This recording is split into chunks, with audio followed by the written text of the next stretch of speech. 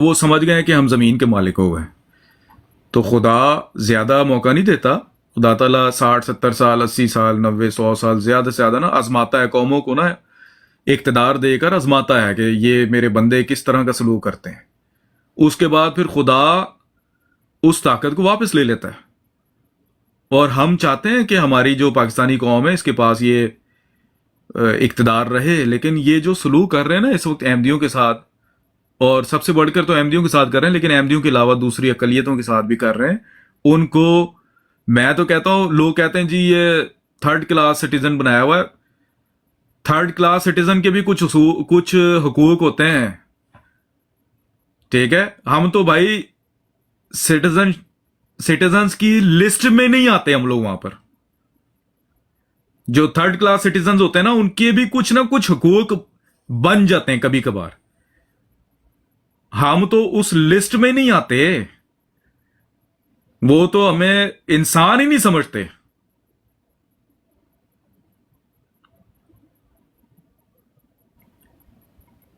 مسجدیں ہماری توڑ رہے ہیں، ٹھیک ہے، نمازیں پڑھنے سے ہمیں روک رہے ہیں.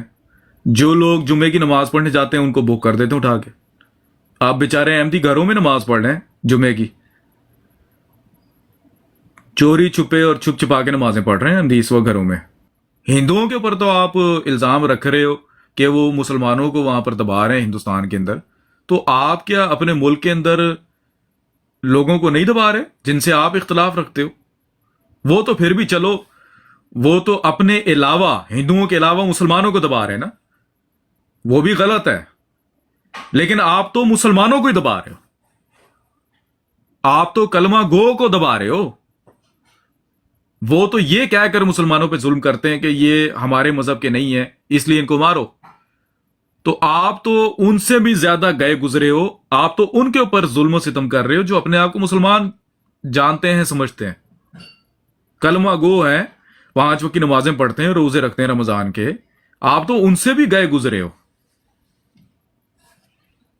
اور دنیا میں جا کر آپ ڈنڈورا پیٹ رہے ہو کہ جی وہ مودی انتہا پسند ہے، اس کی تنظیم انتہا پسند ہے، اور شیو سینا انتہا پسند ہے، مسلمانوں کے ساتھ ظلم ہو رہا ہے، بابری مسجد جلا دی، تو مساجد کے باہر بھگوان کے مندر رکھے جا رہے ہیں.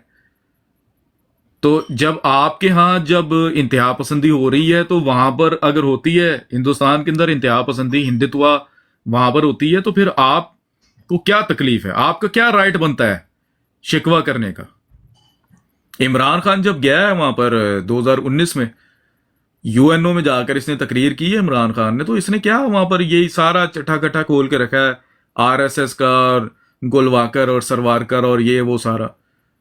تو یہی کام تو آپ کر رہے ہو پاکستان میں. آپ گولڑا شریف میں جا کر ختم نبوت کی کانفرنس میں جا کر احمدیوں کے خلاف آپ بیان دے رہے ہو. اس سے کیا ہوتا ہے؟ آپ تو بیان دے کر وہاں سے نکل جاتے ہو. پیچھے جو عوام ہے پھر وہ قانون اپنے ہاتھ میں لیتی ہے.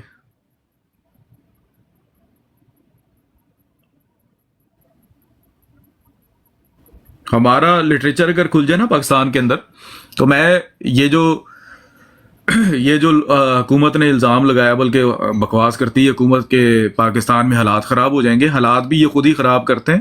میں یہ سمجھتا ہوں کہ اگر یہ ہمارا لٹریچر پاکستان میں کھول دیں نا تو احمدیوں کے حالات بہتر ہو جائیں گے. اور جماعت نے کہا بھی ہے کئی دفعہ کہ اگر کتابیں کھلنے کے نتیجے میں اگر حالات خراب ہوئے تو پہلی بات تو یہ ہے کہ وہ آپ کے مولوی خود کریں گے حالات خراب. دوسری بات یہ کہ اگر تو آزادانہ طور پر حالات خراب شروع میں ہوئے، تھوڑے سے ہوں گے، تو اس کے ذمہ دار ہم لوگ خود ہیں.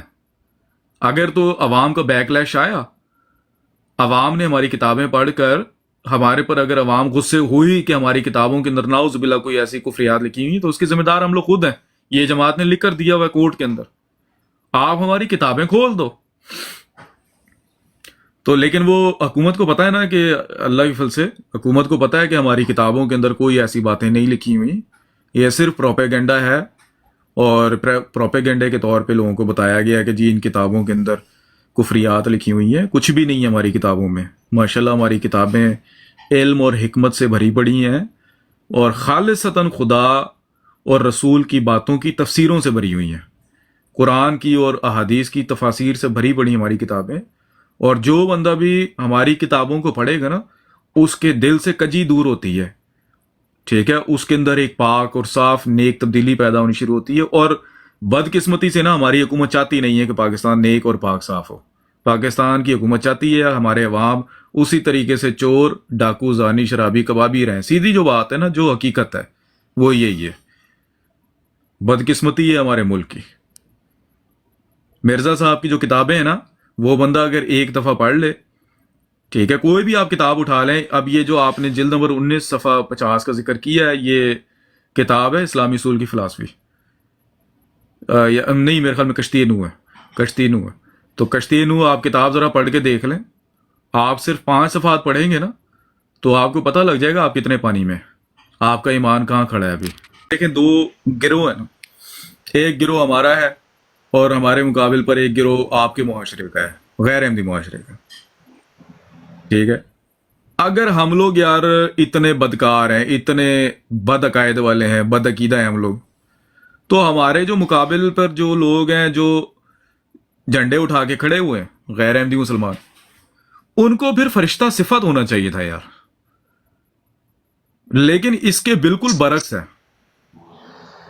آپ کراچی سے لے کر نا کشمیر تک، اوپر گلگت بلتستان تک، کیٹو کے پہاڑوں تک چلے جاؤ، آپ کو پاکستان کے اندر ایمان نام کی چیز نظر نہیں آئے گی. اس کا آپ تجربہ کر کے دیکھ لو.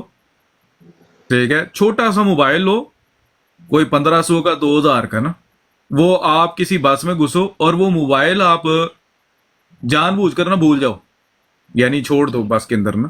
1 گھنٹے کے بعد نا اس موبائل پر آپ کال کر کے مجھے دکھا دینا، آپ کو پتہ لگ جائے گا پاکستان میں ایمان کی کیا حالت ہے. اور میں نادر بھائی وہی موبائل آپ جاؤ مثال کے طور پہ یورپ کے کسی ملک میں جاؤ، بس میں بیٹھو اور وہ موبائل آپ بس میں نہ جان بوجھ کر چھوڑ کے اٹھ جاؤ، ذرا کال کرو، آپ کو وہ موبائل اگر نہ ملے پھر آپ مجھے بتا دینا، آپ کو خود پتہ لگ جائے گا ایمان کدھر ہے.